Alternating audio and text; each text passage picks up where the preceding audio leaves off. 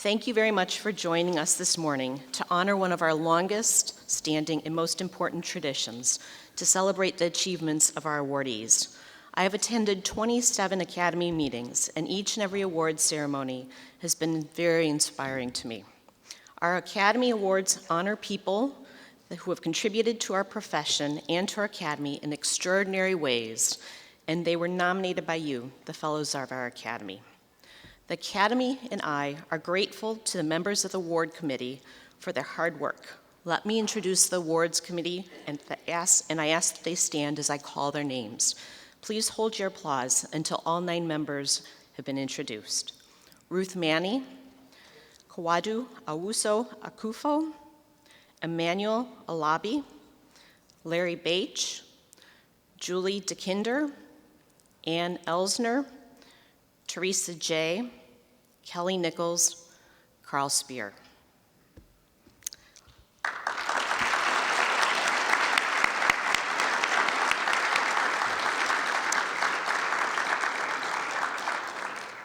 Last but not least, I would like to thank Helen Vixens for her tireless support and effort and leadership.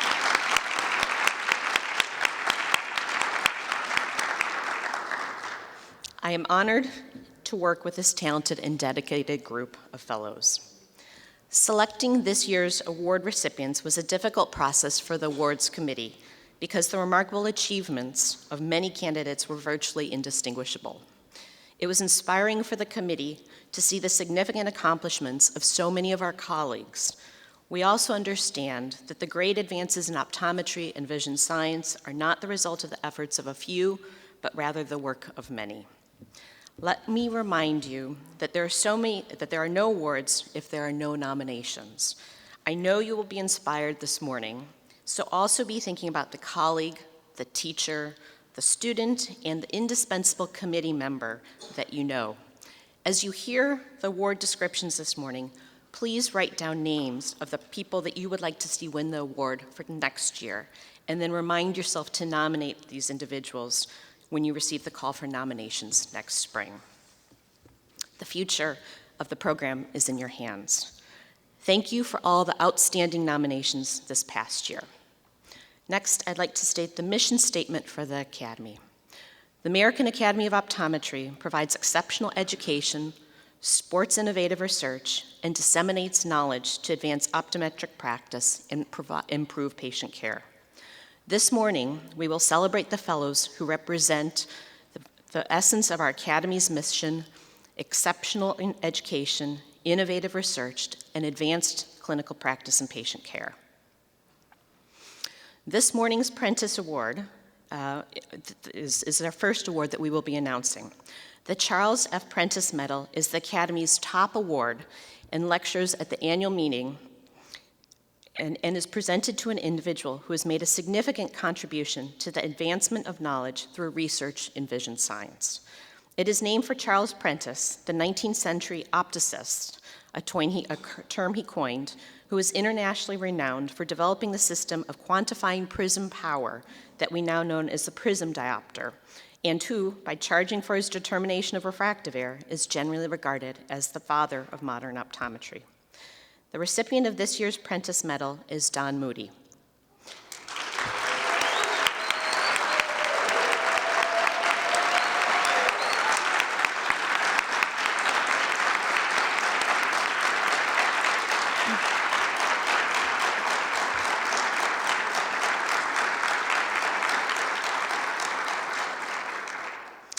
Dr. Moody's most significant accomplishment is his detailed description of the role of the crystalline lens during emmetrobization and the development of myopia. This discovery would not have been possible without his invention that enabled the measurement of the crystalline lens, a device that performs videophacometry, which enabled the measurement of the anterior and posterior lens curvature in the 5,000 children who participated in the CLEAR study. The CLEAR study patient-reported survey data led to the first published report in the literature based on longitudinal data that more time spent outdoors was protective against the development of juvenile onset myopia. We introduce you to Dr. Moody with a short video.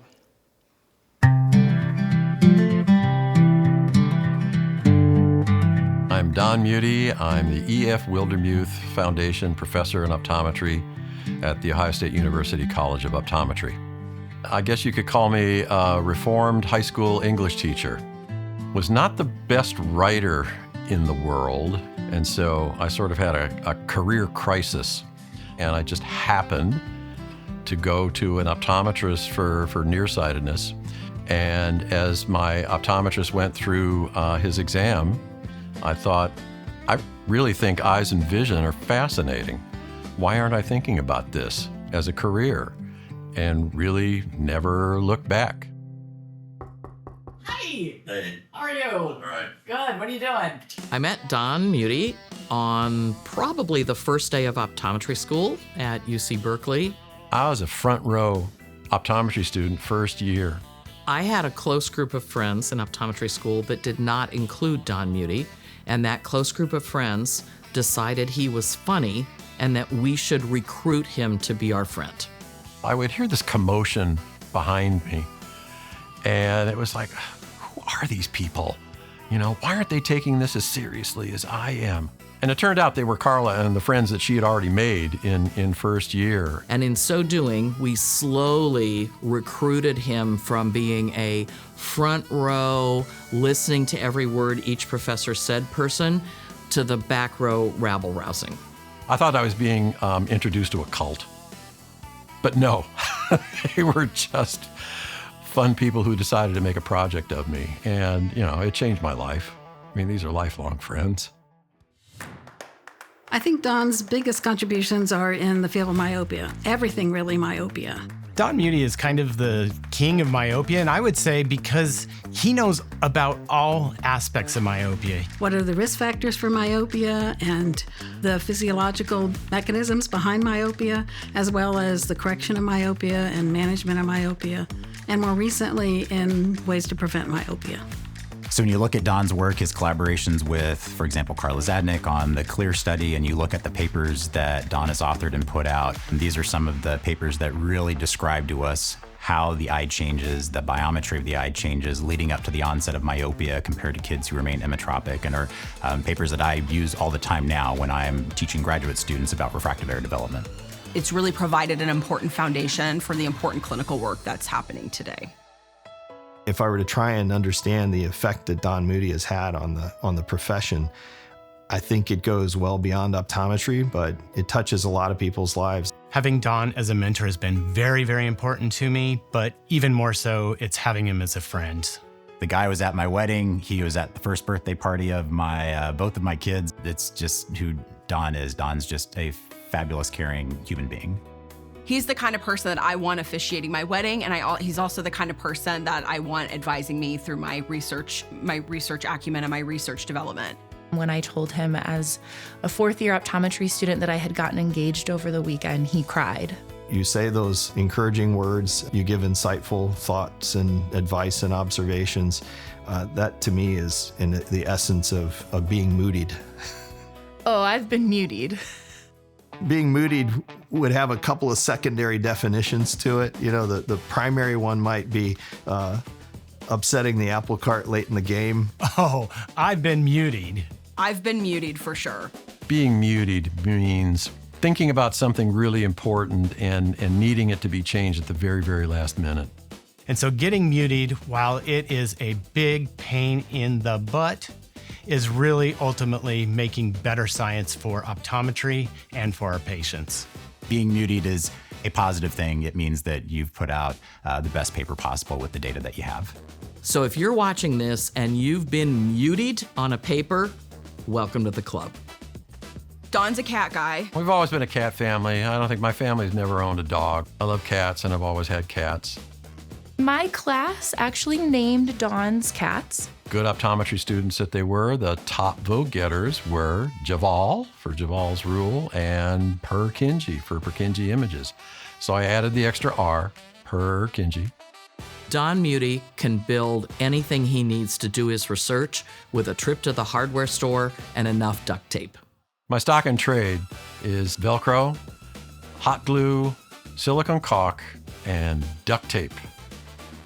I used to joke that if there was not at some stage duct tape involved, then we probably didn't think of something new and innovative to try in order to try to answer the question.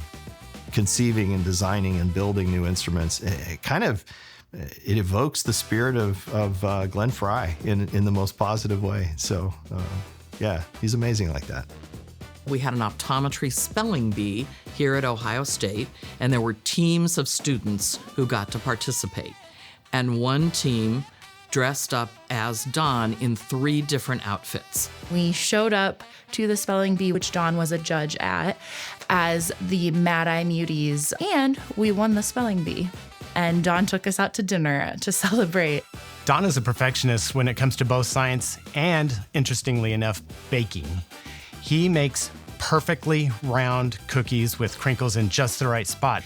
He not only rolls out the dough to be similar size, he actually weighs each individual ball so that it will spread out perfectly, and every cookie looks exactly the same. If he teaches you in a graduate course, you will likely receive the benefits of getting to taste Don's variety of baked goods, and every single one is delicious. What's great about Don is that he's able to see things in you that you can't even see in yourself. I think that Don has a way of approaching research and teaching and mentorship that is contagious. Don Muti always says that the single most important characteristic for a researcher is terminal curiosity. You desperately want to know the answer to a question, and when you pursue that answer, you ultimately succeed. I'm sure I could have been happy as a high school English teacher, but this was so much the right choice for somebody who asks questions and just really needs to know the answer.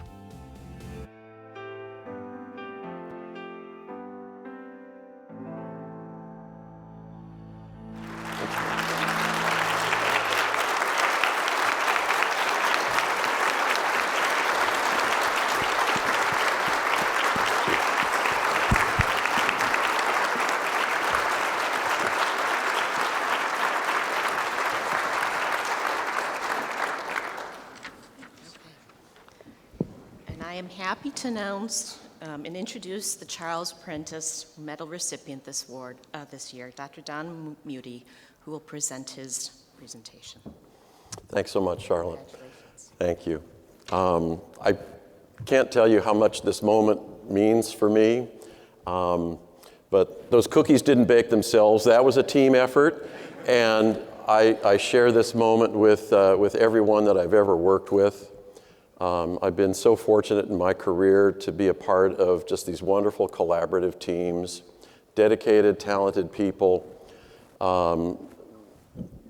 And so I share this with everyone that I've ever worked with. I wish I could present today to you a story in a nice package wrapped up with a bow. But I think we have, it's just not that way. I think we can address and have learned some things and have some answers, but the way myopia is, there's just so much more work to be done. I need to start with some thank yous. The young me there, fresh out of optometry school on the left, needed a summer job, and Ron Seeger there on the right gave me my first job that turned into 6 years in the research clinic at Cooper Vision. And that was there where I fell in love with research. The ability to generate new knowledge that would advance patient care just was what I wanted to do with my life. And it gave me the opportunity to rub shoulders with giants, like Brian Holden there, next to Ron. Brian showed me how to work hard, and Brian showed how to play hard. We did work hard. Clear was darn hard work. Here, Carl and I are enjoying the splendor of the mobile clinic where we did our work. We were sweating in September. We were freezing in January, seeing kids day after day after day. Carla, once she'd moved to Ohio, flew to California a week at a time for months at a time so that we could continue data collection. Nina Zadnik, Kurt Zadnik, I'm so sorry. I apologize. Please forgive us for that, but we were really on a mission. And everything really does start with Carla. Her energy, her leadership, her laser focus on let's either do big things or go home. Let's get federal funding and do myopia research, and it came true. If she's a cult, I would join that any day. We were helped in the examination of kids in Orinda with Nina Friedman, one of the great study coordinators of all time, Pam Qualley. When the Orinda study went nationwide, I had the chance to work with these wonderful people, Dan, Ruth, Sue, and Bob, at the centers that would expand the ethnic representation that we had in Orinda. And on the home front, Lisa Jordan, epidemiologist, head of the data coordinating center, and Carla Zadnik, the principal investigator of it all. I want to thank all these wonderful clinicians for their work in the CLEAR study, but I also want to impress upon you how many hands it takes to gather all of these data. And it would never have been possible without the support of the National Eye Institute and our program officer, Don Everett. For the BIB study, the first examiners were Stephanie Kirschbaum and Dan Twelker. Bob Schultz was our statistician at Berkeley. Study coordinator was Mia Messia. I don't know what she's doing today, but she really saved the BIB study. We were having real trouble with recruitment and retention, and study coordinators are just critical to patient-based research. She saved BIBs. Two of the greatest infant examiners I may ever work with, Sarah Frayne and Wendy Lin, were collecting the data. In Blink, the chance to work with these wonderful people, Jeff, David, and Lisa again. Here we are as a group, the beginning of the Blink study, and towards the end, we're still smiling. And I want to shout out again to study coordinators, Kimberly Shaw, Jill Myers, and Laura Cardenas for what they did for us. And again, how many hands it takes to collect data that you see as some finished product, either CLEAR or Blink. And again, acknowledge the support of the National Eye Institute and Jimmy Lay, our program officer. Patient-based research doesn't work without data analysis. So again, I thank Lisa, Lynn Mitchell, statistician, and the very camera-shy Lorraine Sinnott there hiding behind Maria Walker's smiling face. They make the data come to life. I've had the chance to work with some really talented people in graduate school. Melissa Bailey is a postdoc in our PhD program. Vidya Subramanian is now in industry. David Bernson, a named professor at UH. Andrew Pucker has his own consulting company. Ann Morrison is now faculty at OSU. And Marielle Reedy is my current student. Gave birth to his second child just yesterday and is waiting to take her place in academia. We have a very vibrant program, our master's program, and I've had the pleasure of working with all these very talented trainees. And after 25 years, about 1,500 optometry students, where it's my true joy to be able to explain myopia and optics to generations of students. I'm running into them everywhere at this meeting. Students, there is life after graduation, and it's good. They're all doing these wonderful things, and I'm so glad to see so many of you here. So here's where we started. Carlos and my mentor was Tony Adams, former Prentice winner. And this was the roadmap he handed us. Easy to follow. I have no idea what this says, but what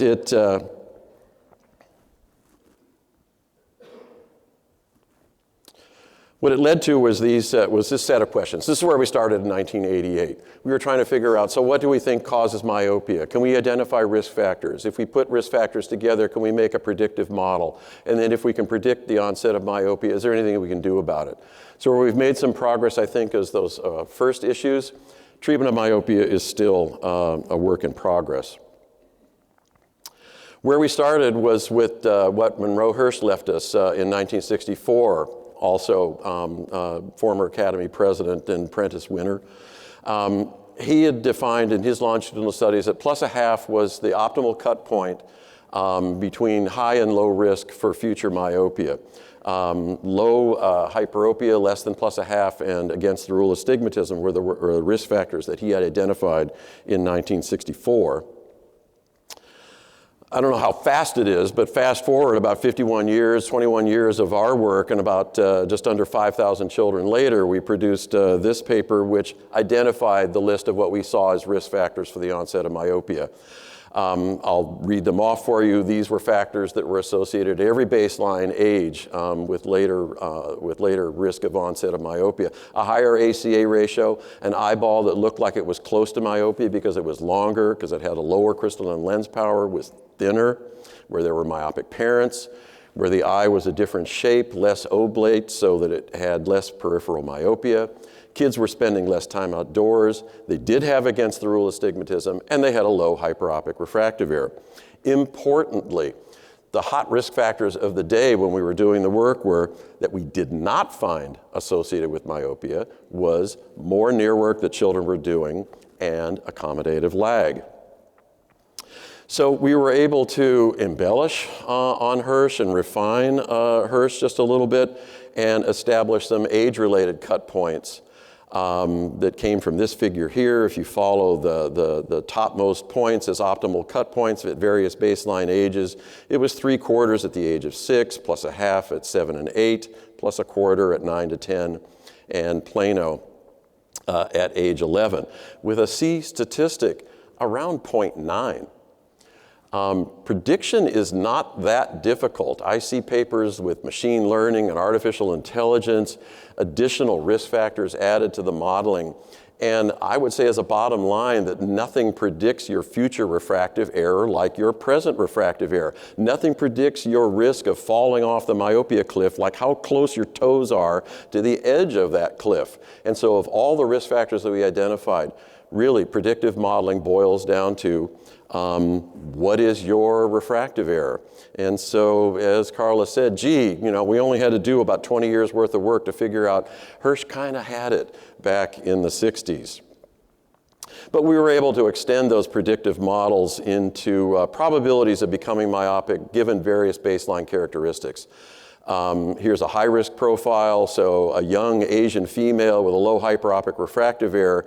The open circles are the probability of becoming myopic at various later follow-up ages, given those baseline characteristics. And here's a lower risk profile, a low-risk profile for an older white male. Even though there's less hyperopia, the probability of onset is negligible. And that just recently came out in OVS. Paper that will come out in OVS that isn't even published yet. People are interested in trajectories and percentiles, and here's what we found with CLEAR. And there are a couple of interesting things I think to take away from a graph like this. Looking at the trajectory of axial elongation, say at an age 10, is the rate of elongation at age 10 different for somebody who just became myopic that year compared to having become myopic, say, 3 years earlier? And you certainly have a longer eye if your onset was at an earlier age, but these are actually parallel. And so the rate of elongation is independent of the age of onset, but very dependent on age.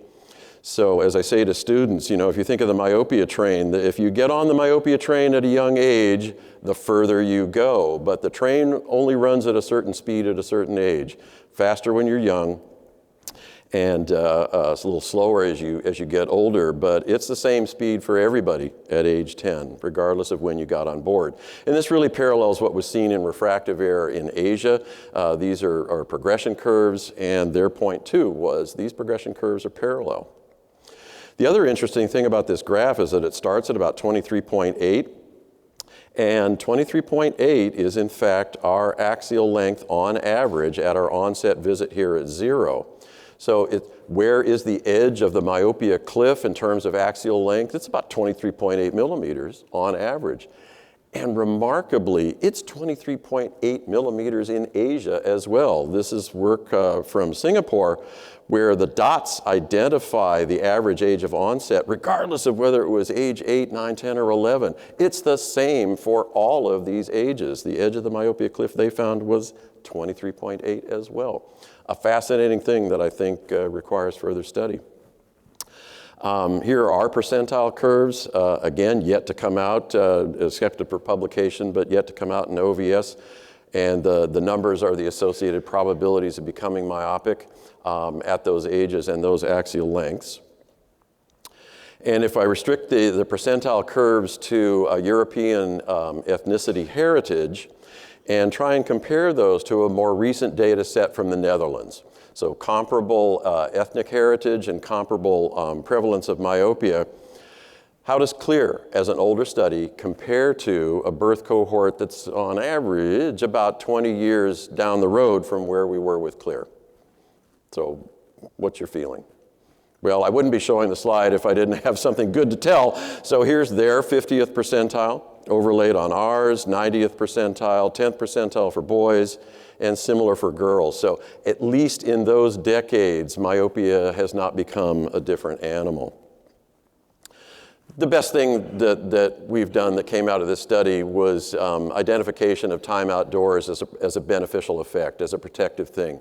That emmetropic kids who spend more time outdoors can either delay or prevent the onset of their myopia. It was a big debate in our National Academies Committee. Is time outdoors a thing or not a thing?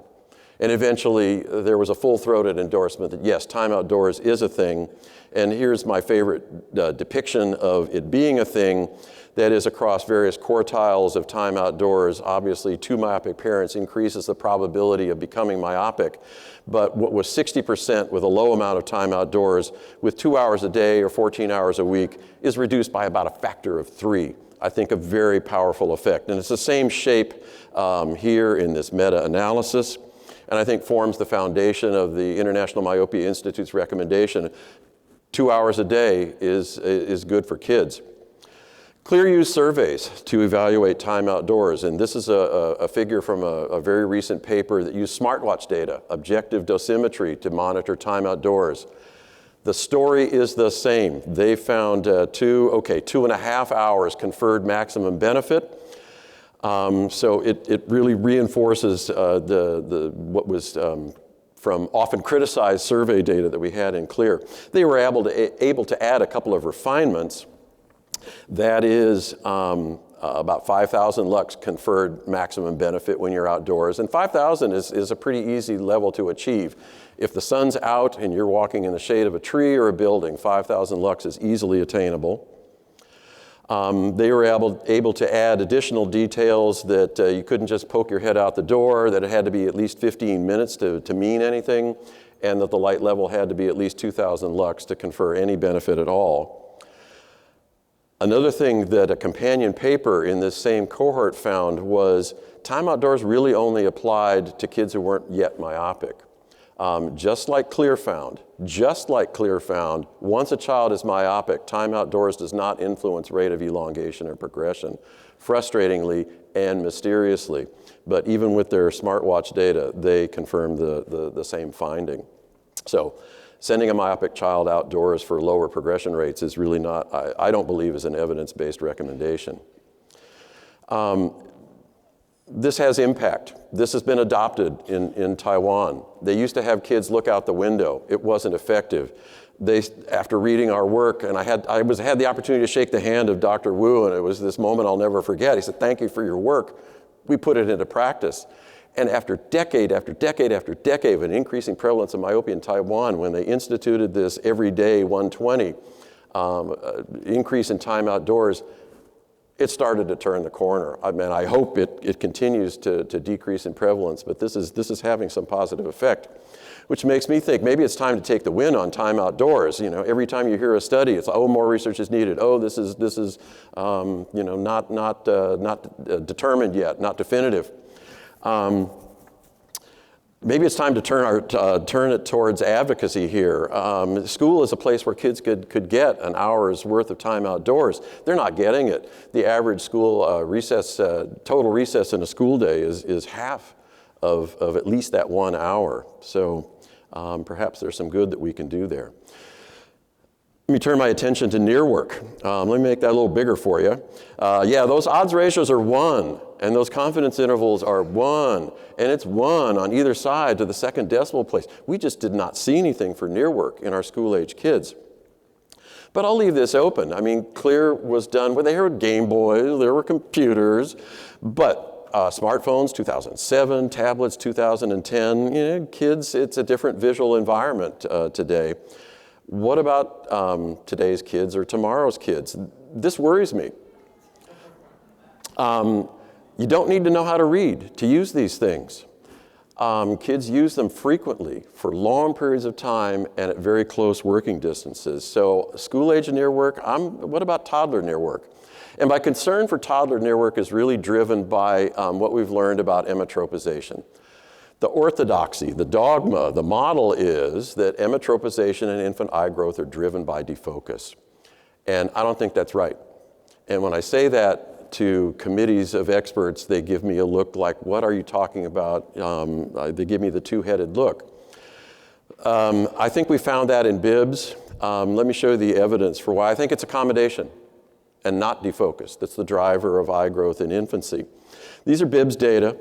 This is their baseline refractive error here. This is their change in refractive error, negative numbers, or a loss of hyperopia. And what we plotted was, what's the best fit line that we can put through the data so that we get an idea of what amount of hyperopia should you lose given your baseline refractive error? And then we set up groups based on, well, kids who are below the line, they're the best emmetropizers. So on this graph here, those kids are over here. There are a bunch of kids who are on the line. They're like the regular emmetropizers. And then there are kids over here who are way on the right-hand side of the line. These are the worst emmetropizers. Who's got the defocus? The most hyperopic defocus is in the group with the worst emmetropization.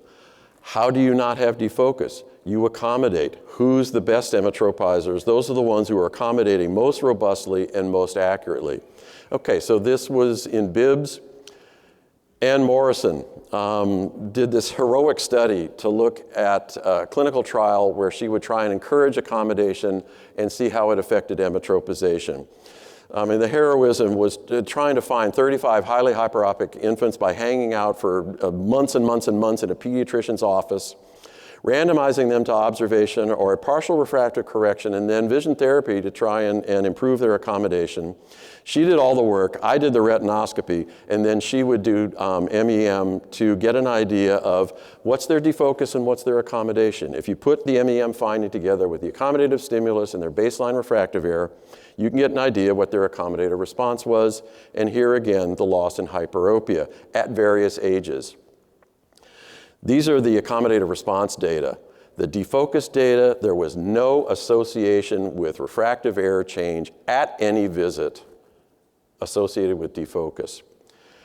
And accommodation is the same story at the earliest ages. The earliest ages, the refractive error change isn't associated with either accommodation or defocus.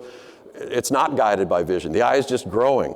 But what you can see is as kids get older, these negative slopes start to develop where the final changes, the fine tuning that help kids zero in on their final emmetropic refractive error is driven by accommodation at fairly robust levels here, a half diopter in the few months between these visits.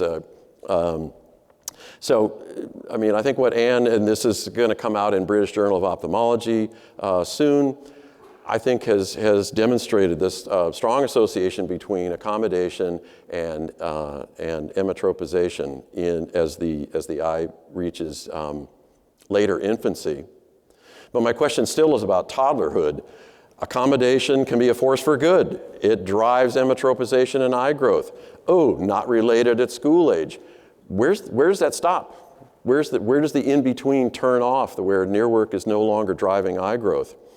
There's a lot of eye growth happening at toddler ages. Things tend to level off, and as we extend the ages out, there's not much eye growth happening for emmetropic kids at these older school ages, but there's robust eye growth happening for toddlers. So I think studying near work at toddler ages is something that would be worthwhile doing. Let me spend just a little bit of time on myopia control. It's fantastic that we can change the growth of the eye and make the eye shorter. I wish it worked better, and I wish we understood why it worked better.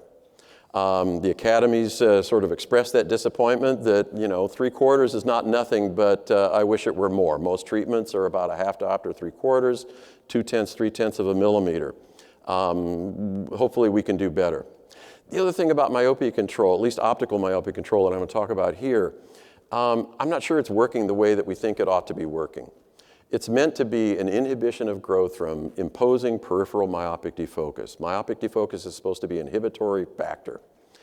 Inhibition to me should act differently depending on what the underlying rate of progression is. Say 50% is a number. 50% of a big number is a big number. 50% treatment benefit if the underlying progression were small is a small number. There ought to be some divergence in the benefit that kids receive in myopia control based on their underlying rate of progression. And as Noel Brennan has pointed out, that means these two curves for treated and controls ought to be diverging if you arrange them according to the underlying rate of progression. And they don't, they're parallel. Distributions treated should have some skew to them with faster progressing kids getting a better treatment effect. And as Sharman and Radhakrishnan have noticed, no, the distributions are offset, but they're the same shape. There's no skew to that. Treatment benefit isn't acting like some proportional inhibition. It's acting like an offset, a randomly distributed variable, an offset with some variability to the treatment effect. And it's the same way in Blink. If you look at our confidence intervals for refractive error change, they're all the same. What is that? 29, 29, and 28, and for axial length, 14, 13, and 13. They're all, the distributions are all the same size. So this is a mystery to me. The other mystery is it's supposed to work by imposing myopic defocus. Well, what if you measure myopic defocus? How much of the treatment benefit can you account for?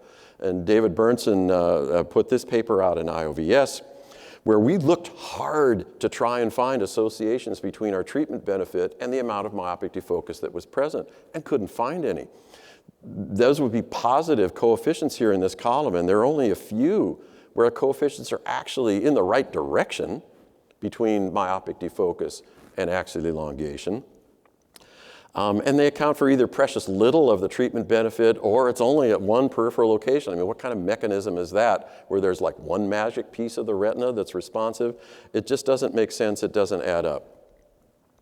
The other thing about myopia control that's interesting to me is it changes the pattern of eye growth. With various modalities here, DIMS lenses, Ortho-K, HAL lenses, the control pattern for eye growth, the untreated pattern, here's peripheral refraction. Greatest elongation is the fovea, no mystery. The eye's becoming more prolate, most elongation is happening in the fovea, less in the periphery. It's the same way across all these modalities. What does a treated profile look like? It's more symmetric. You see more parallelism in these treated curves. Symmetric sounds good. I'm not sure that it is. It's the same way in Blink. I got the eye oriented this way, so we have these retinal profiles. Baseline, single vision, greatest elongation at the fovea. The curve is starting to bow outwards. The blue line in between is our treated profile. It's more parallel to baseline. This is what everybody finds, and we find it too. But what does that mean? It does not mean that the pattern of eye growth is like this, that we're inhibiting something that would have, that's a shorter form of what would have happened if you were untreated. This isn't what happened. It's not like we just kept the curve from going out that far, now it's that far. You see these crescent moon shapes here. That's not the pattern that we're seeing. What we're seeing is over here. That the treated pattern is different. It's more parallel to the baseline. How do you get a parallel curve? I mean, those who are fitting rigid lenses, okay, this is like rigid lens 101. You can't, picture coins. You slide two coins past each other, they're the same, 2 quarters, 2 dimes. You get a crescent moon. That's a steep fit. Right? If the curvatures match of your rigid lens and the underlying cornea. Why do we fit flatter? Because that's how you get alignment. This is alignment. This has to be a flatter radius. That's cool, but a flatter radius is a wider radius. And I'm worried that we're making the eye shorter, but there's peripheral expansion that we're not detecting because we're not measuring out far enough. And this is what Mary O'Reedy is about. After she comes back from maternity leave, she'll be able to finish this project where she's trying to image the eye at further extent so we can answer this fundamental question. Wonderful, we're making the eye shorter. Are we making the eye smaller? Which is the goal we really need to shoot for to reduce morbidity from myopia. So she's doing wide field ultrasound, has people turn their eyes so she can get more peripheral retina, stitch these together into a montage so that we can understand the size of the eye as well as the length of the eye. Industry help there would be great. So I wish I had 2, 3, or 4 careers, but I think we only get one. So I think we made great progress on the initial question from 1988, but I leave it to you. You know, I'm passing the torch, throwing out torches. Fall in love with research and try and tackle some of what's still mysterious. We would be nowhere without the support of the National Eye Institute in all of our projects. And I also have to thank the Academy of Optometry. It's our intellectual home. It's where everybody I know in academic optometry lives, and it's been a source of inspiration throughout and support throughout my career. I've been to awards ceremonies since my very first meeting, and to be able to be up here at this time just means more than I can say. Thank you all so much.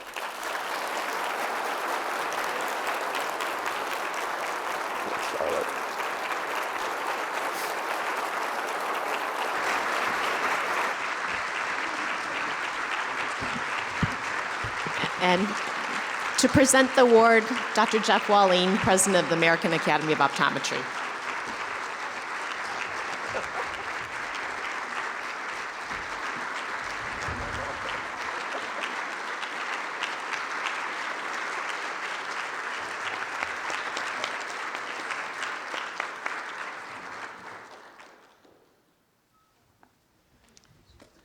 Thank you. May I ask any previous Prentice medalists to please stand today and be recognized.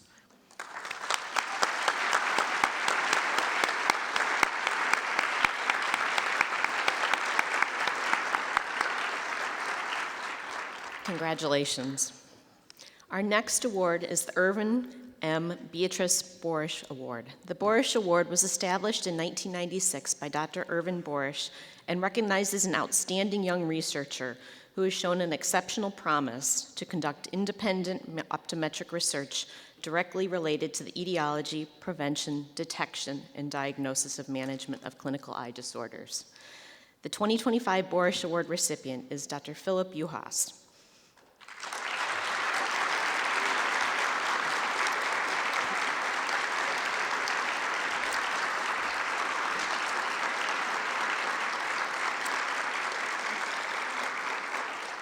Dr. Yuas' research reflects the breadth of his ability in that he conducts translational research that spans the range from basic to clinical science. His primary research focuses on the effect that repeated traumatic brain injuries has on the retina in order to understand the pathophysiology underlying traumatic brain injury-related photophobia and to quantify the structure and function of the human retina in subjects who have suffered from repeated traumatic brain injury. Congratulations, Dr. Juhas.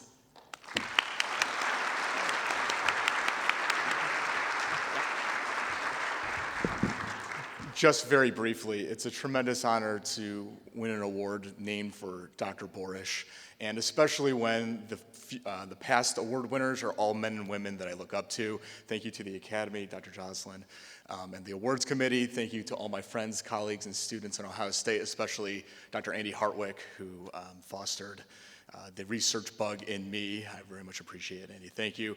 I have a wonderful family, my wife Emily, 4, soon to be 5 kids who give me more love and support than I deserve. I hope to pay it forward. Thank you.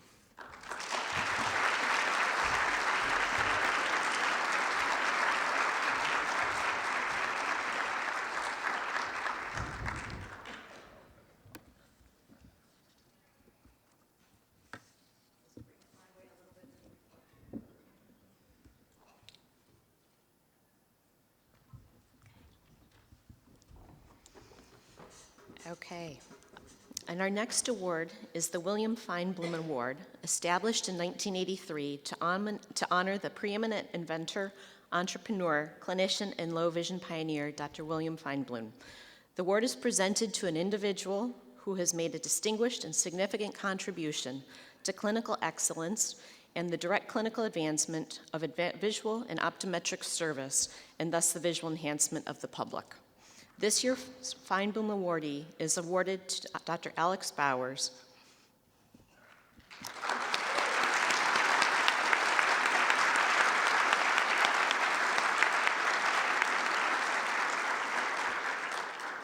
Dr. Bowers has devoted her career to advancing clinical knowledge and improving the quality of life for individuals with visual impairment. With over 100 peer-reviewed publications, her scholarship spans a broad range of topics from low vision rehabilitation. Among her most impactful work is her groundbreaking research on driving with visual impairment. Her studies have led to a deeper understanding of the functional abilities and safety consideration for drivers with low vision, and have directly influenced the evidence-based policy and clinical recommendations in this area. Congratulations, Dr. Bowers.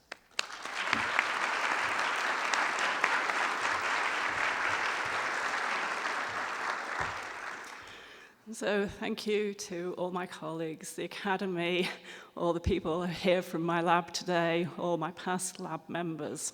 For me, it is really, truly a great honor and a great pleasure to receive this award.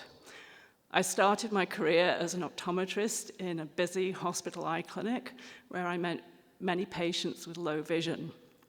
That kicked off my interest in working and doing research in the field of low vision. Although I no longer practice as an optometrist, I'm still very much a clinician at heart. These days, as you heard, my research focuses on low vision. So to me, it's really very meaningful to receive this award because it recognizes the clinical relevance of my research, which I feel is really important and is really a mission of the Academy.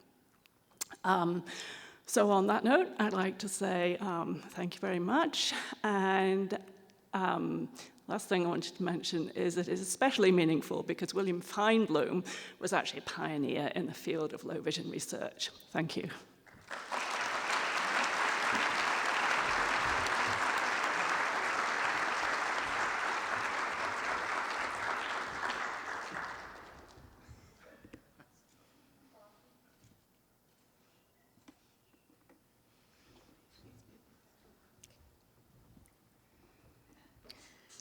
Our next award is the Brian Holden Humanitarian Award, which was established to honor the memory and humanitarian work of Professor Brian Holden. The award recognizes an individual or organization who has made significant contributions to improve eye care within a country or region. In particular, the award acknowledges humanitarian efforts in the nonprofit, non-for-profit sector that build or support the development of sustainable eye care systems in developing countries. This year's recipient of the Holden Award is Dr. Jorge Quadros.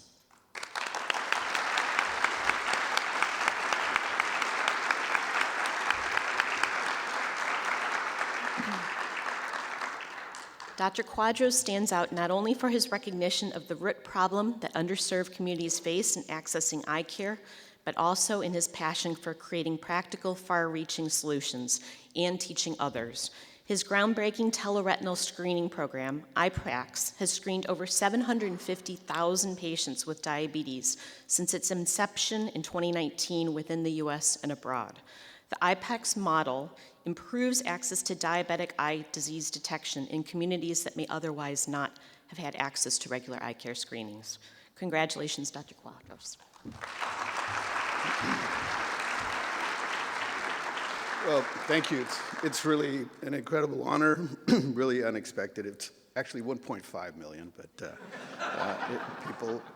the experience has been incredible being around the world and doing this work. It really just came out of practicing optometry in my community and being able to spread this tool for being able to capture people early enough to treat has been really the goal the whole time, and to be recognized for that is really an honor. So thank you very much. It goes way back. There's a lot of people that supported this. Thank God for them, including, going back to Tony Adams, who really kept me going when there was just a lot of skepticism about telemedicine and technology and some of these things that were coming up. Anyway, it's been a great ride, and thank you very much for the honor.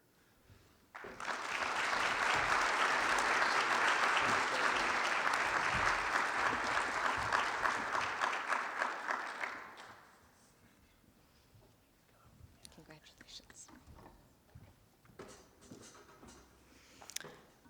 Our next award is the Carl Koch Memorial Medal, which is awarded to a person who has made outstanding contributions to the enhancement and development of relationships between optometry and other professions. This year's recipient is John Hayashido. Dr. Hayashido's ability to develop clinical research collaborations between optometry and ophthalmology have led to a strong list of regulated ophthalmic medical device product approvals benefiting millions of patients around the world over more than 2 decades. His work with leading clinical trial investigators in many countries to bring product approvals through formal regulatory approvals through his strategic leadership. Congratulations, Dr. Hayashido.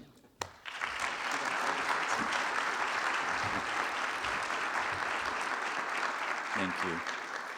Well, I'm truly honored and humbled to receive this award. As a fellow of the Academy and a diplomate in the cornea, contact lens, and refractive technology section, it really holds a really special meaning for me. When I graduated optometry school many years ago, I could have never imagined that my journey would take me from the exam room to the operating room and to the boardroom. Along the way, I've had the privilege of working alongside physicians, surgeons, occupational therapists, educators, regulators, scientists, and innovators, and I'm deeply grateful for everything that they've taught me and for their grace and generosity that they've shown me throughout the years. I would be very much remiss if I did not acknowledge my mentor and really the person that was a catalyst for my career, Dr. Roger Kame. So while my journey may seem unique, I got to tell you, I know many of our colleagues who serve in significant roles globally today. And more importantly, I want to accept this award on behalf of all my optometric colleagues who collaborate daily with other professions to provide the highest quality of eye care, benefiting the lives of the patients. So my sincere thanks to the American Academy and for the awards committee for this tremendous honor. Thank you.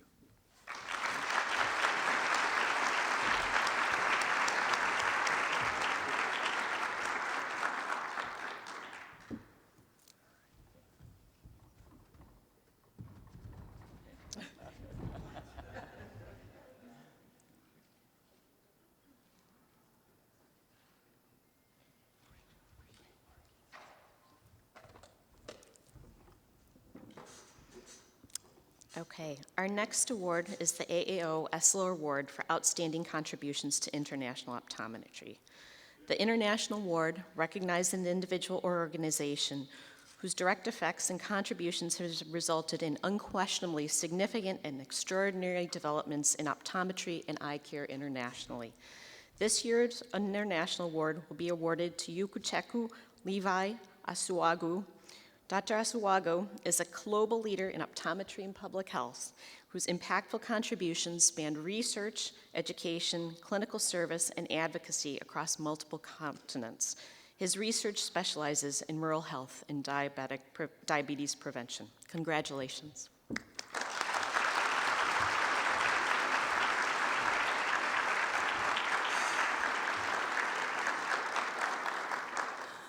Yeah, thank you very much for this opportunity to stand here amongst colleagues, my supervisor, James Wolfson, who has taught me to be diligent, disciplined, and focused. Look, this is a great moment for us, mostly from Africa. And to the leadership of the American Academy of Optometry, who found reason to support African communities when we called on them, I say thank you.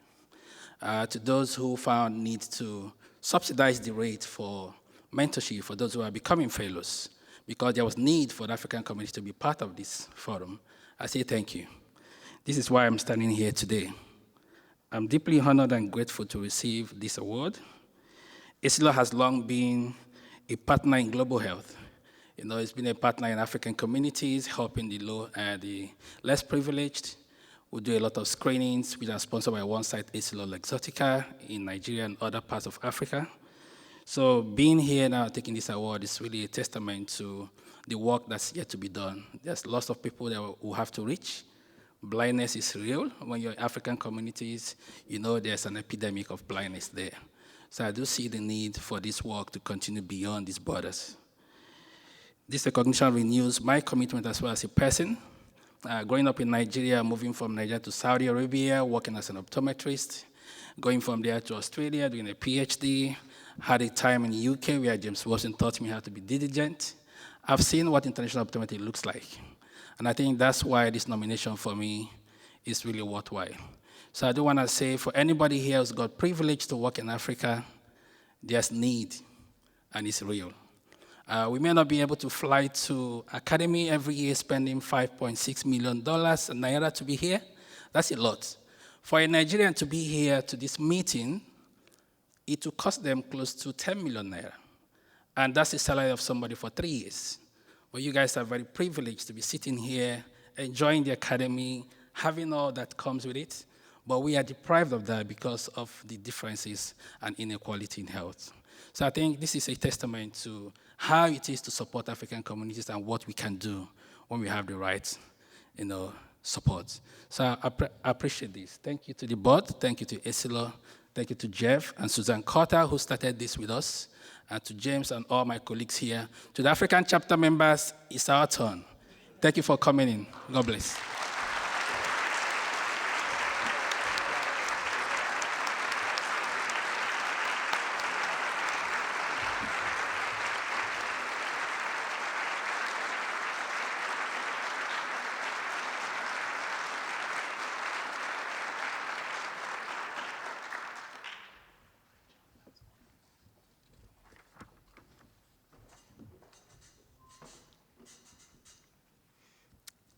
Okay, and our next,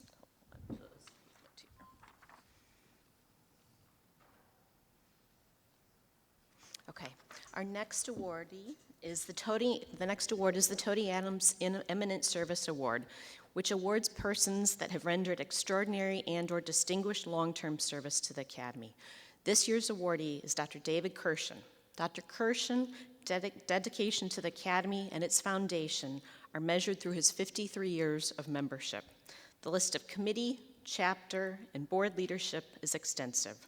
Most recently, he served 4 years as president of the American Academy of Optometry Foundation, but a fact to note is that one of his most significant contributions occurred during his leadership of the Papers and Program Committee in the late 1980s, in which he instituted the posters program.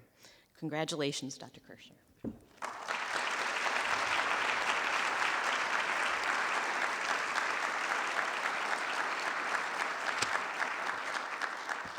Thank you. I'd like to express my heartfelt thanks to the Awards Committee for the Academy for selecting me for this considerable honor.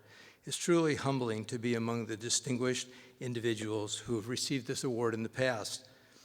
As I reflect on the previous recipients, I was moved by particularly two of them, Mert Phelam and Tony Adams, both of whom served on my PhD thesis committee. This personal connection with them makes this award even more meaningful to me. This award holds even greater significance for me because it's the first time in the history of the Academy that a father-son combination have both been awarded the same thing. My father got this award, Morris Kirshen, back in 1994 for his work on the admittance committee.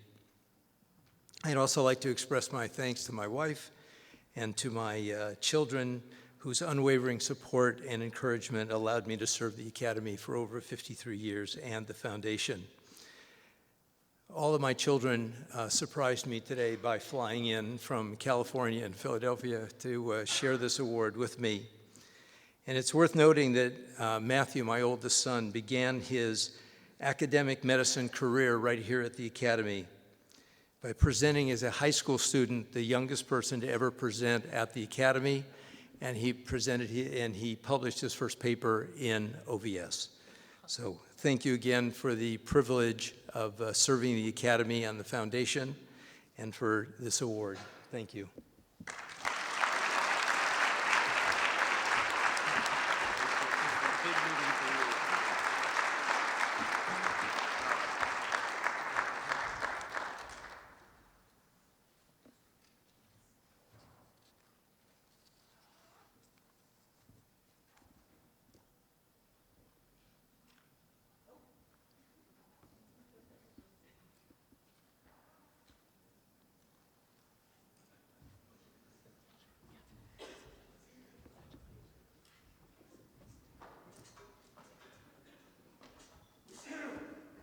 Okay, and our next award is the Garland W. Clay Award, which is presented to the authors of the manuscript published in Optometry and Vision Science that has been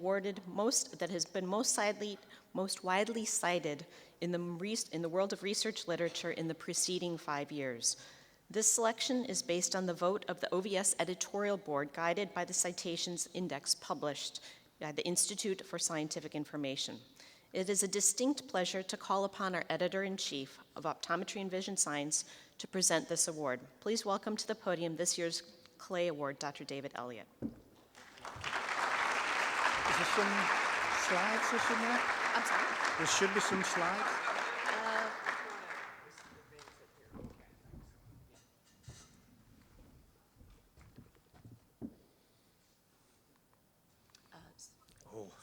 Sorry. Damn. No surprise now. Well, first, I'd just like to thank all the authors, the reviewers, and the editorial board for everything that they do for the journal. Without all of those people, obviously, OVS would not exist. I mean, it's fantastic, all the mentions of OVS in all the talks. I mean, lots from Don. It was lovely to see. So thank you very much for that.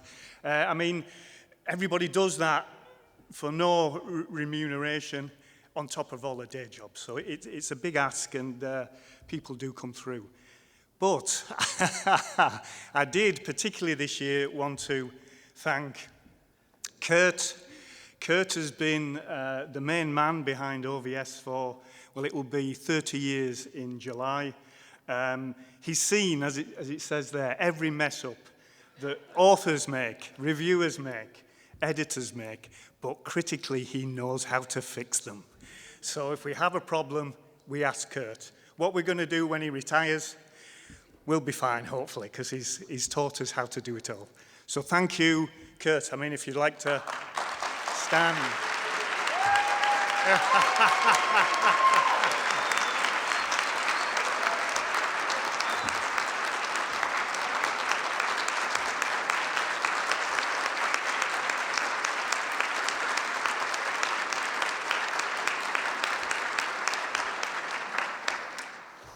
Cheers, Kurt. Shows how much you loved Kurt. Anyway, my real job today was to present the Garland W. Clay Award. We've gone through why and what the award is, and so I would just like to go through which is the paper that won the award. Very, very happy that this was published in OVS. The title, The Long-Term Effect of Dual Focus Contact Lenses on Myopia Progression in Children. The authors, Paul Chamberlain, Arthur Bradley, some superstars in this list. Bhaskar Arumugam, David Hammond, John McNally, Nicola Logan, Debbie Jones, Cheryl Ngo, Sophia Pijoto de Matos, Chris Hunt, and Graham Young. And Paul is here to accept the award.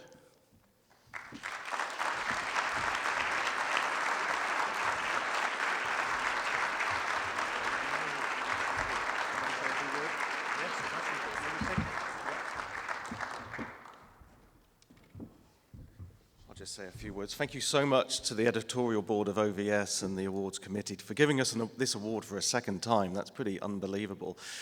I think I talk for all of us when I say that we feel just really privileged to be the custodians, if you like, of this really important clinical study. And to echo what was said earlier, we're all clinicians at heart. I think if I picked up a retinoscope now, I'd put it up the wrong way around or something. But we don't forget that, and we try and write our papers in a way that's easily translatable to practitioners around the world so that they can advise parents in a fair and responsible manner. And hopefully this award somewhat recognises that we've done all right in that regard. Thank you.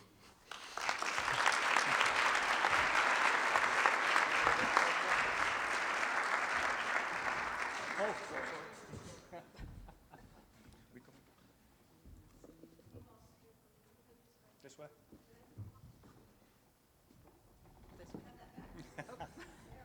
Jeff's got the better dance moves. Thank you.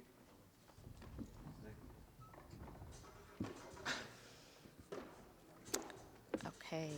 And next we move on to the presentation of the awards of the American Academy of Optometry Foundation. I would like to first acknowledge and thank the current foundation board. Please hold your applause until I have named all members. Please stand when I call your name. Dr. Valerie Sharp, President. Dr. Stacy Coulter, immediate past President. Loretta Shotka-Flynn, President-elect. Carrie Geed, Secretary-Treasurer. Sherry Day, April Jasper, Evan Kaplan, Mika Moy, Lindsay Six, Dame Ventura, Philip Uhas, and Board Liaison Nancy Wong. It is my great honor to call upon the President of the American Academy of Optometry Foundation, Dr. Valerie Sharp, to help present the AAOF Awards.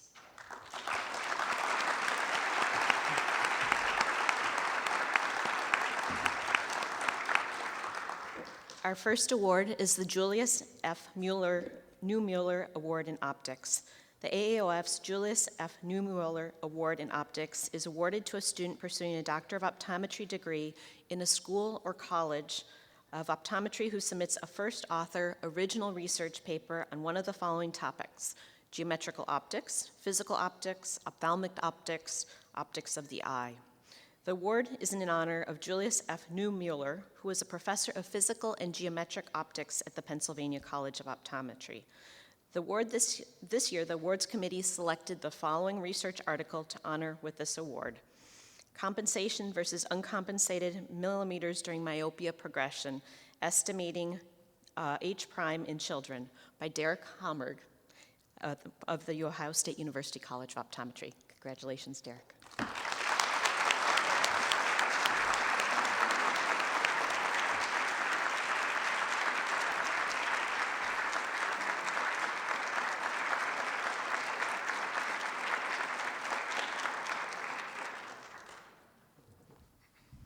Thank you. I'd really like to thank the awards committee and the American Academy of Optometry. I'd really like to thank Dr. Muti for advising me and helping me through just all of optometry school. And I'd like to thank Ohio State for admitting me. And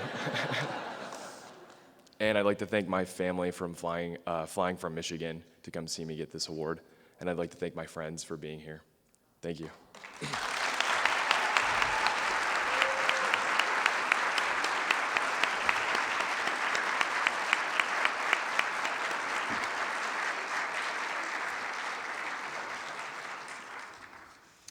The previous award, the Neumüller Award, supports the attendance of an optometry student interested in research to our Academy meeting.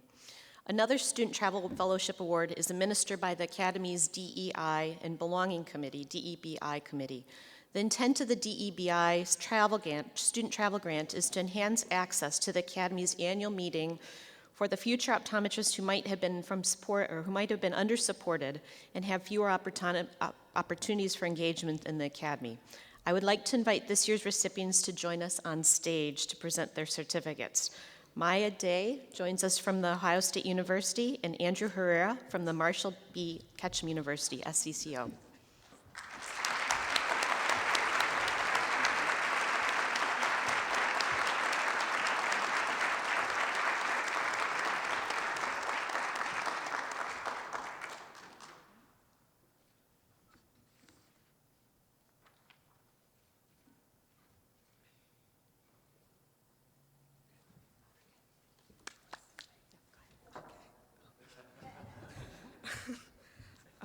I didn't prepare a speech, but I want to thank, obviously, the Academy, Dr. Wallin. I want to thank specifically Dr. Vidian. She's been such an inspiring role model for me, and I'm just really grateful for this award. So thank you, and go Bucks.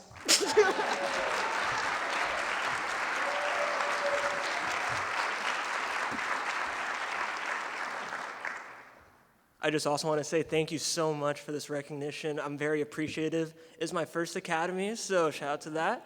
I'm very thankful for all my SCCO friends over there too. And yeah, thank you so much again.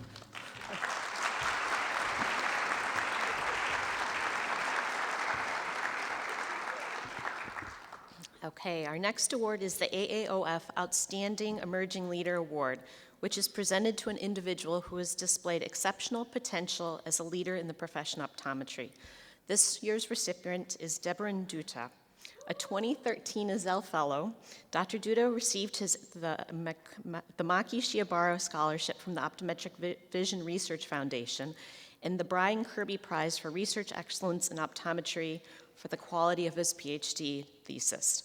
To further develop his scholarship of learning and teaching, he has completed a higher education teaching qualification in the Foundation of University and Teaching at UNSW Sydney. He was the PhD student representative advocating for postgraduate research candidates during his own candidacy and later worked as a postdoctoral fellow and associate lecturer at UNSW Sydney, gaining industry research funding to support his laboratory research. Congratulations.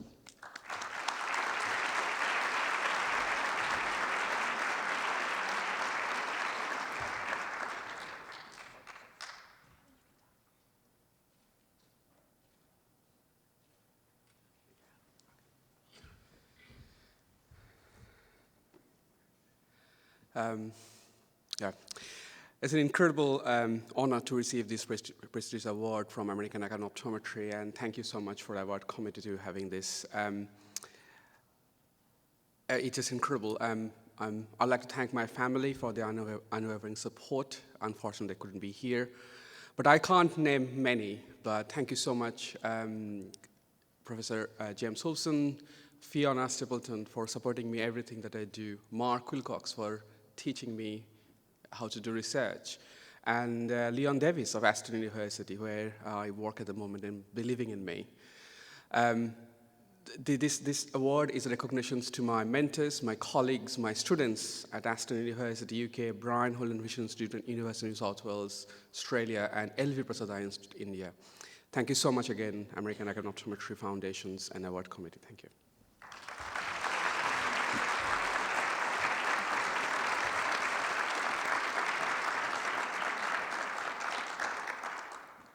Our next award is the Michael G. Harris Family Award for Excellence in Optometric Education. Presented by the American Academy of Optometry Foundation, the Harris Award recognizes an optometric educator who has demonstrated ongoing and consistent excellence in education of optometry students and/or the advancement of optometric education. This year's the Harris Award is awarded to Isabel Jalbert.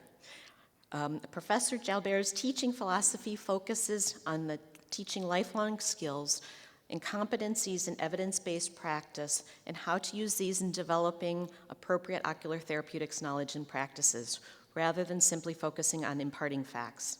Isabel's courses are designed to encourage critical thinking and deep learning in our optometry students and use a combination of team-based learning, problem-based learning, and flipped classroom teaching strategies. Isabel's courses feature pre-recorded online materials supported by active learning facilitated tutorials where students are presented with case scenarios to solve in groups and encouraged to learn how to apply the material taught in the open course practice. Congratulations, Dr. Jalbert.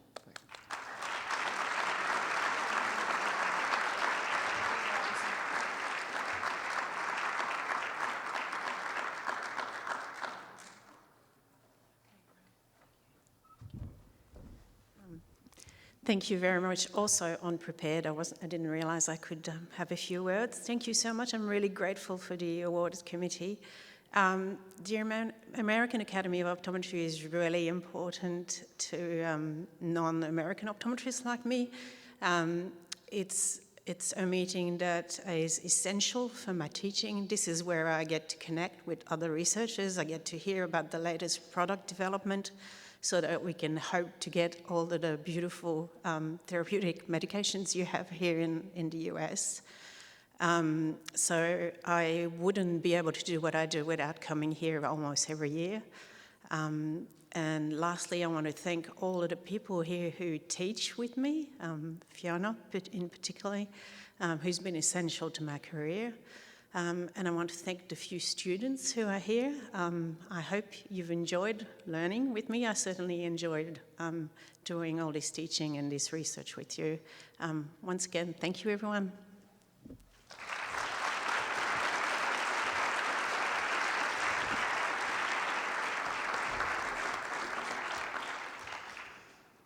Okay, and our final award of the morning is the Glenn A. Fried Award. This award is named for one of optometry's most distinguished vision scientists and educators. The Glenn A. Fried Award and lecture is sponsored by the American Academy of Optometry Foundation and recognizes a distinguished scientist or clinician for his or her current research contributions. Guang Lo is the recipient of the 2025 Fry Award.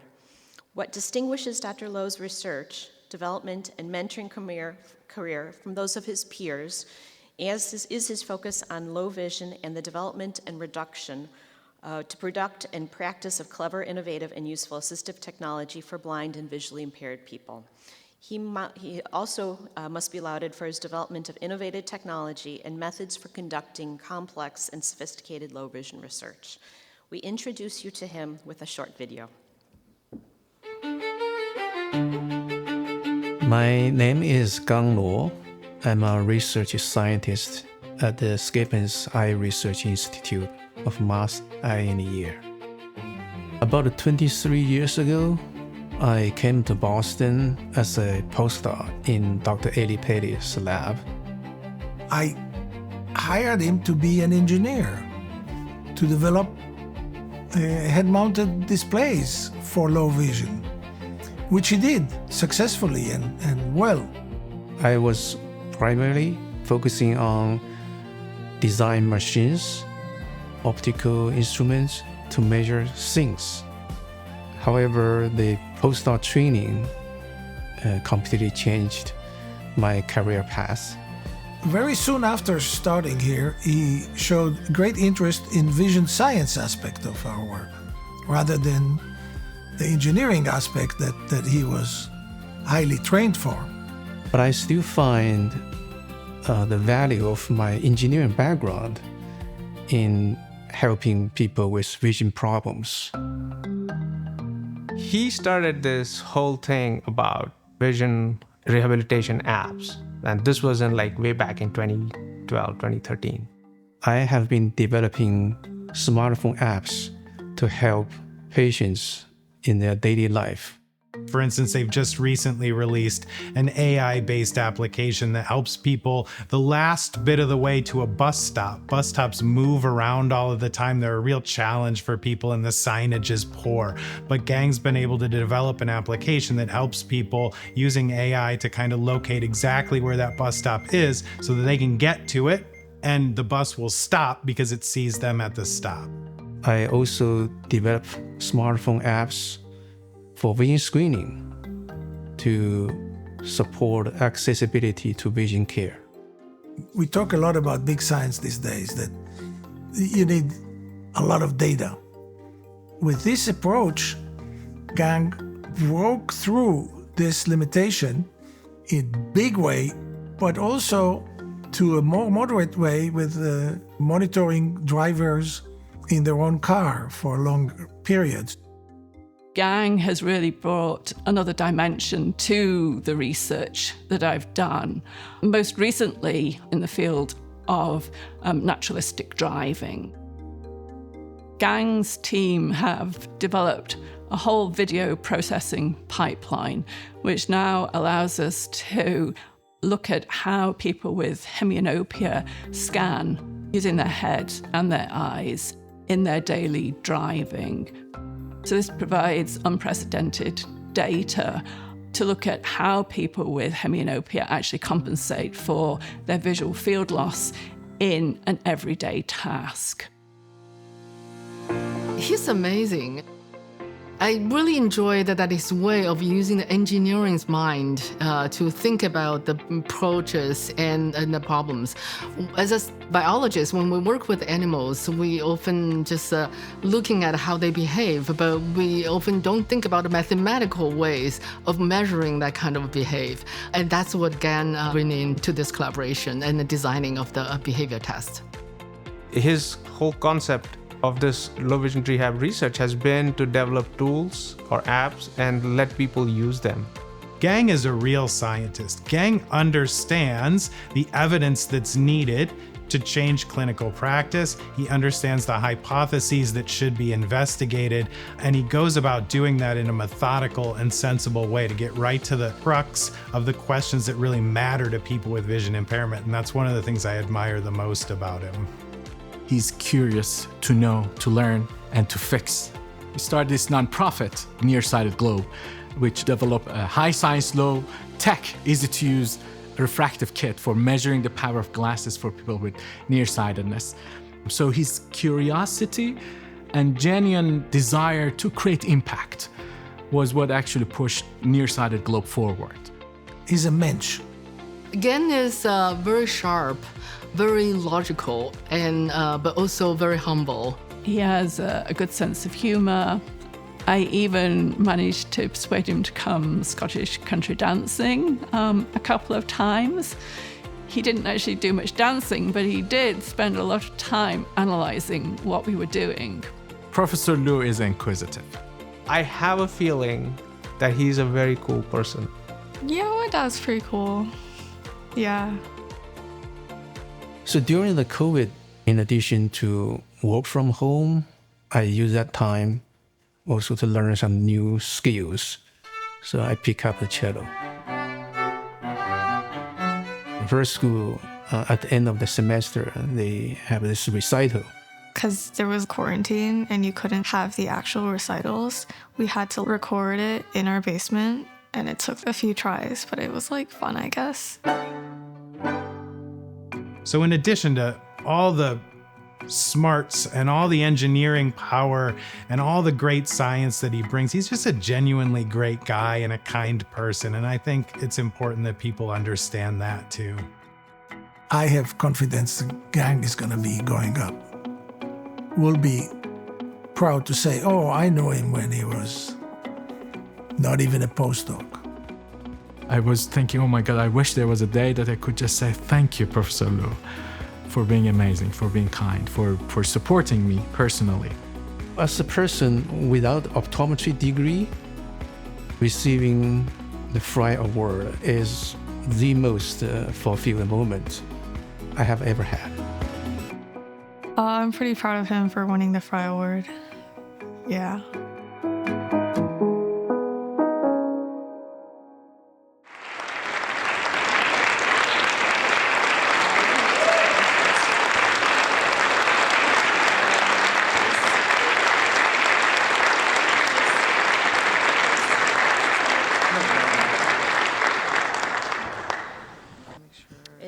It is my honor to introduce this year's Fry Award recipient, Dr. Gang Lao, who will present his lecture entitled Low Vision in the Wild, Studying Naturalistic Behaviors in the Field. Congratulations. Thank you very much. Sincere thanks to the Academy to give me the award. I feel very humbled to be among all the previous outstanding award recipients. I'd like to thank my mentor, Dr. Eli Pelly. In the college, I was trained to testing hardware systems. He taught me how to assess human beings. That changed my career path. The first project he gave to me is to study this head-mounted display. He said, evaluate. What he meant by that is actually to test whether it's helpful for patients. So at the beginning, I thought, oh, isn't that so easy? We can just ask the patients, right? Like these days, we check the online review, the ratings when we decide to buy products. No, okay. So from that project, I gradually realized it is not that simple to testing the device with human beings. Human beings are really complex machines. So over the past 2 decades, with my colleagues, we conducted many kinds of evaluation studies. We test device in the lab and see through the devices what is the enhanced view acuity, contrast sensitivity, and expanded view field. We also set up indoor obstacle course to test mobilities. And we test mobile apps on the street. And we also give this wearable collision warning device to patients to take home, let them to use in their daily activities in whatever way they like to do and go anywhere they want to.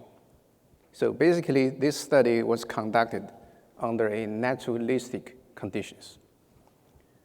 So today in this talk, I would like to share with you the studies we did using this naturalistic research paradigm. Specifically, I will focus on 2 view aids. So first of all, I'd like to say that I have no commercial disclosure.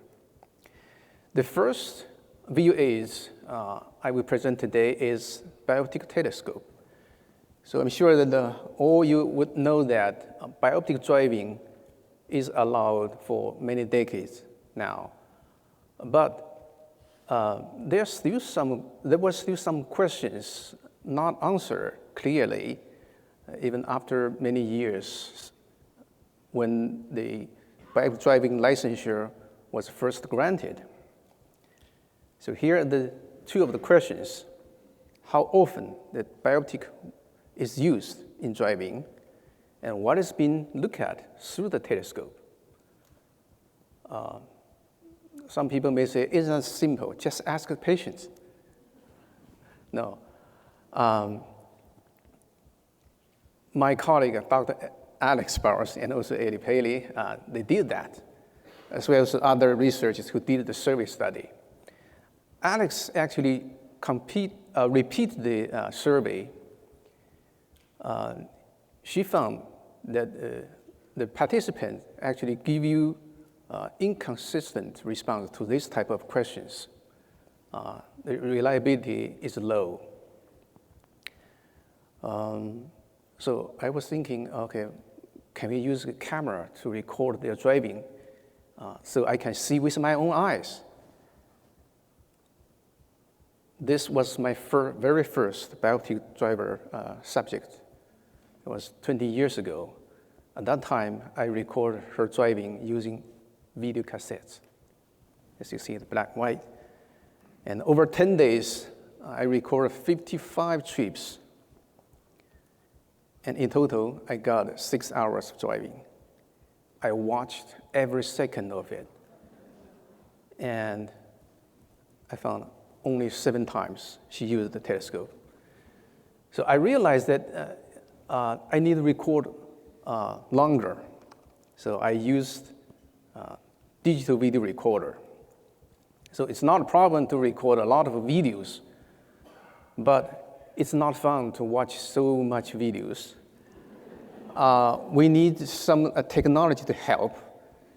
So we use the deep neural network to compute the head pose.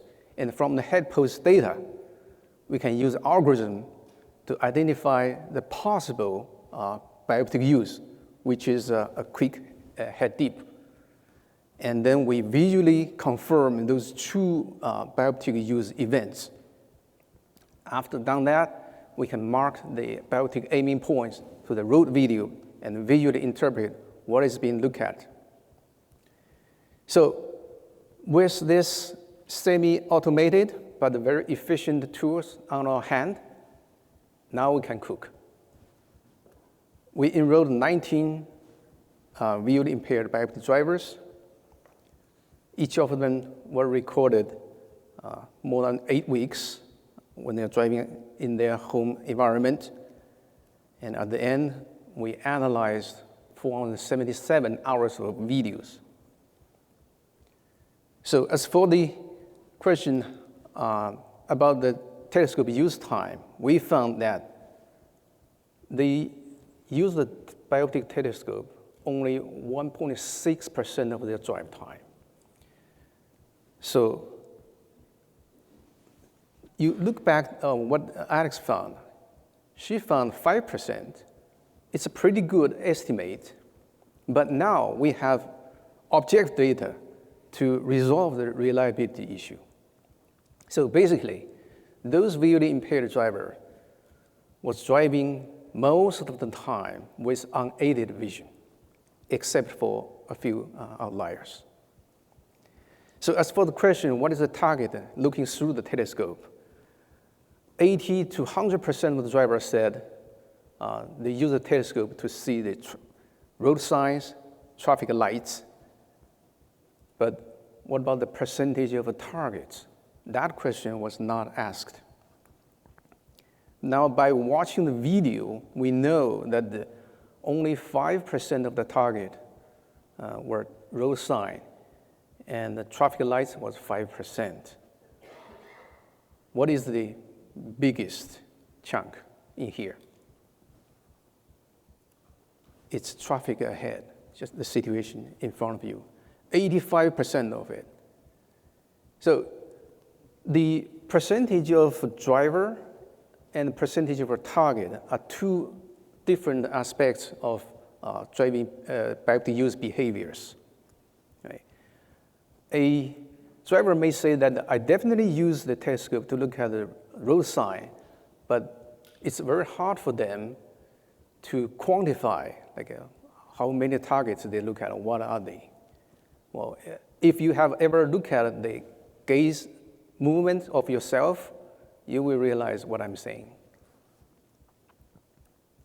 So to understand why those biooptic drivers are using the telescope in such a way, we further analyzed the maneuver following the biooptic use. And we found that in about a quarter of the cases following the biooptic use, they made some course-changing maneuvers, like turning at the intersection or turning on the curved road, or they make lane change or braking. But for the rest, the majority of the biooptic use events, they just drive straight or not moving at all. They just look around. And here is an example of what they do when they check the traffic ahead and made a brake. See, the lower down the head. See, okay. So here I want to share some of my experience when we do this naturalistic driving research. I feel that it's not that hard to collect lots of data. The difficult part is to analyze it. But the advantage I like about this research are, so without the researchers being aside, subjects behave naturally, and you can observe a great variety of situations than what the research can stage. And you can get a wealth of data from a long period of time. And of course, it's difficult to analyze, but very importantly, the data are objective. So you don't have to rely on the subject to report the difficult questions. So using this research paradigm, I also studied other VUAs. Today I will talk about the Vision Assistance app. To give you some background, my lab, over the decade, we have been developing some mobile apps for visually impaired people. 4 of them have been released to the public for free. And they can give you the hands-free vision assistance or help the blind bus riders to get the bus stop. But today I will focus on this, the SuperVision magnifier. It's just basically like the video magnifier app you can see on the App Store or Play Store. So the study I talked about today, it can be generalized. To attract more users, we implement some nice feature in this app. One is called image stabilization. So if you press the screen and hold, the shaking image will stabilize. And this stabilization can also be set to for vertical only, allowing for a free horizontal movement for reading. So this app was released 11 years ago, and up to date, we have about 1.3 million worldwide users downloaded.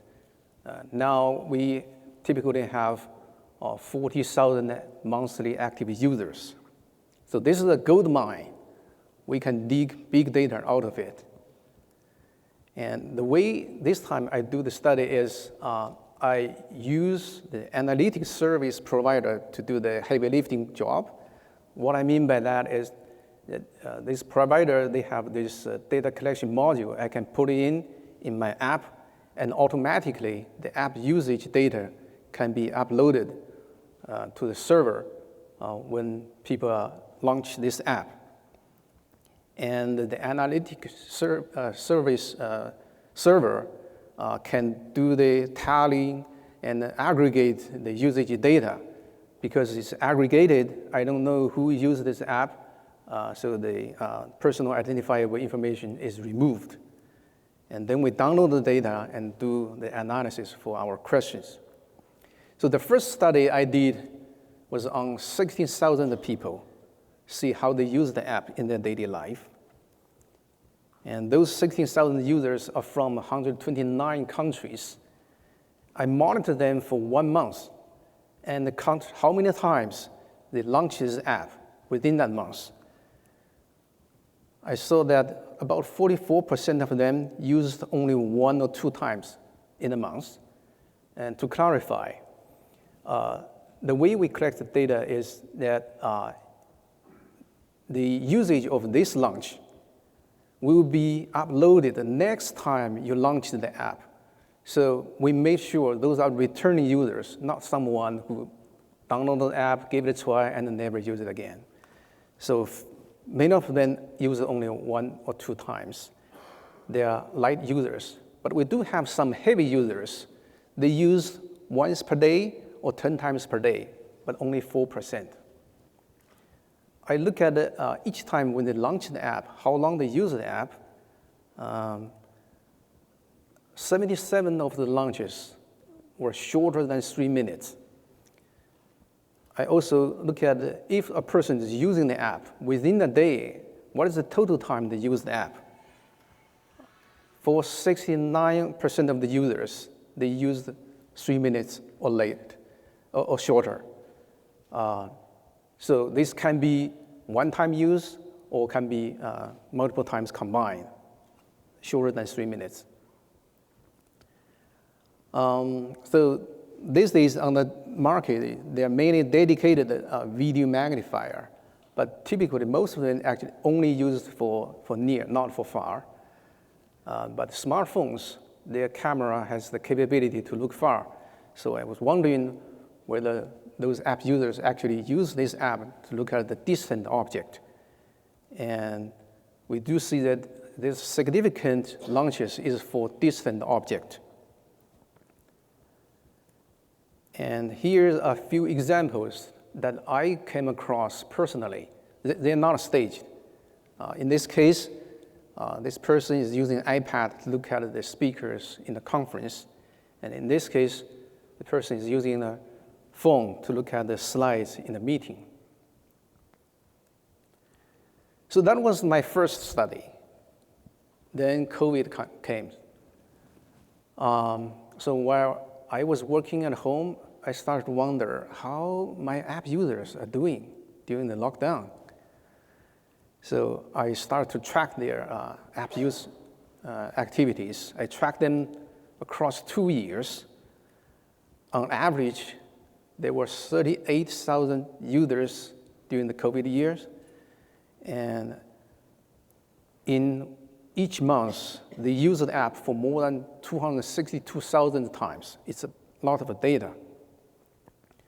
And so this is the number of times the app was used each week.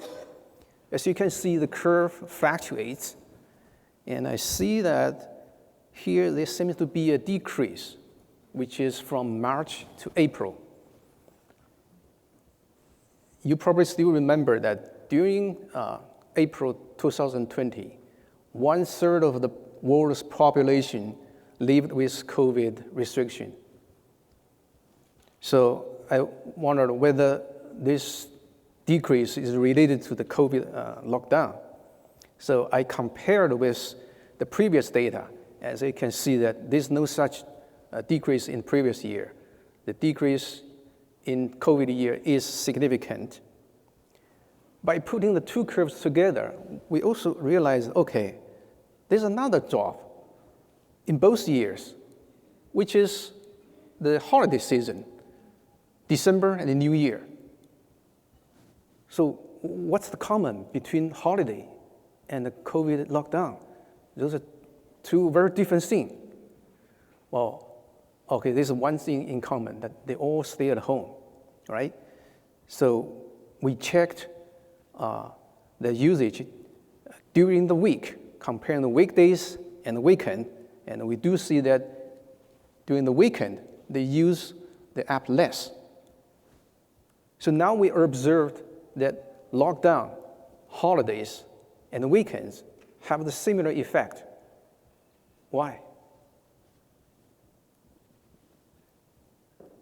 So my interpretation is that when users are out of the home, there are more situations they need to use the app. So those activities are on top of the use at home.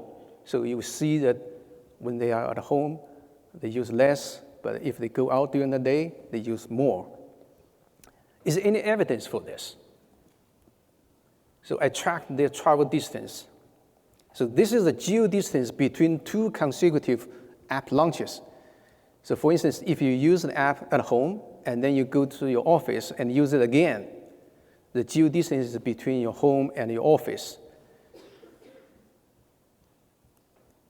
And as you can see that they do travel from like 0.1 kilometers to even 1,000 kilometers.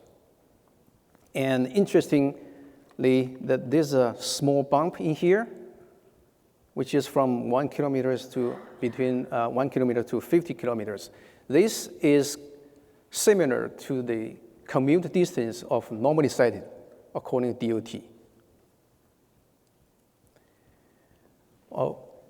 So as for what they are looking at using this app, we also did 2 studies to find it out. In this time, we have more users. The monthly users are more than 40,000. And we track them for up to 8 months. And then we analyze the scene images. It's more than 878,000 of them. The way we analyze those images is that we send those images to Cloud AI and do the object recognition, and then the image was discarded to protect the privacy. And then the object tags were aggregated by the analytics server.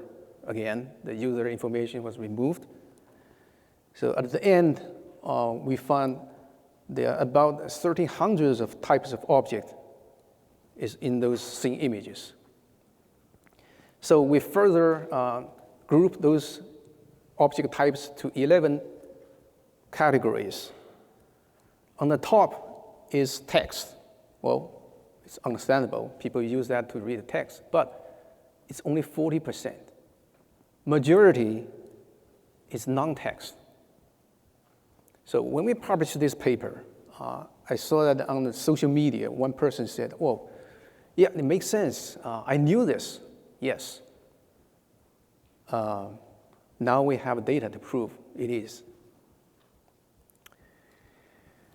Well, to close my talk, I want to bring the previous discussion about the natural risk natural risk research. It's difficult to do, or why we do it, what it can tell us. So I think that in most of our research, our goal or our ultimate goal is to understand the quality of life, the impact of vision. If you use view aids, what is the impact of the intervention? We want to know your reading, walking, driving performance. Well, of course, the first thing we want to do is to measure their vision. But vision is only the one building block. It also has this behavior involved in, depends on where you use the view aids, whether it's at home or in office. This is the environment. So all of these building blocks matters. So that's why, in addition to measure vision, we also need to understand their behaviors and the environment. So looking at this building block from a different perspective, if a patient has a bad vision, but if you perform suitable task in the right environment, you may be just fine. As I showed you, that many drivers drive most of the time without using the telescope. And the app users, many of them just use it a few times per month. So all of this suggests to me that the patients can be impaired constantly, but they're only disabled occasionally. All right, here I want to acknowledge the significant contributors to the studies I presented today: Ellie, Alex, Srinivas, Matteo, also Brian Ott, Mojtaba, Shuhang, Bradley. And I couldn't list many of the students who contributed to the app development. Also, we have this NIH funding to support the driving studies. And for the app studies, we have funding from Mark and Julia, One Step Forward Foundation, RPB, and Microsoft. At this moment, looking back my journey, I recall a Chinese saying: to get things done, you need to have the right timing, right place, and the right people. It's all about environment. Okay, so 20 years ago, it was fortunate for me to have opportunities to come to Boston to join Scapins, Harvard Medical School. I was surrounded by a big group of excellent, talented people. They are great scientists, clinicians, engineers, and assistants. So receiving all the encouragement and support from them, my behavior is I just do what I got to do. All right. Again, sincerely thanks to the Academy, the recognition, and thank Ellie Paley and Bob Mossoff for nominating me. Thank you.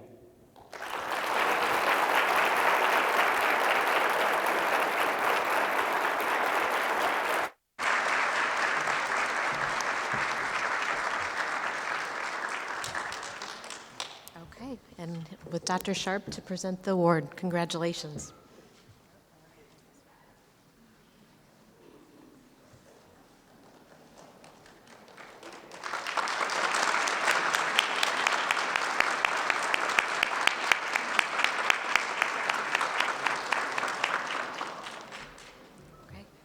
Congratulations. And with that, I'd like to thank you all for your time today, and I hope you have a wonderful rest of your academy. It's been a distinct pleasure to host this award session. Thank you.